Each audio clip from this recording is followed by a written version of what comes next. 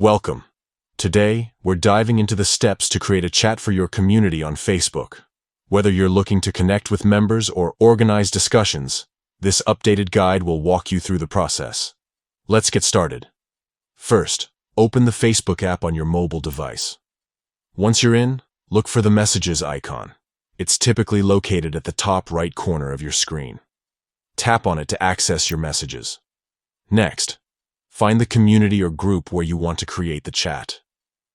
You can do this by navigating to your group section or searching for the community name directly. Once you've found it, tap on the group to open its page. Now, it's time to create your chat. Look for the Create Chat option within the group interface and tap on it. This will prompt you to start setting up your community chat. You'll see a form where you can fill in the details of your chat. Start by entering a name for your chat, something that reflects its purpose or topic. You can also add an optional description to provide more context about what the chat is for. If applicable, choose a category that aligns with your chat's theme. Once you've filled out all the necessary details, tap Create. Congratulations! Your community chat is now live and ready for members to join.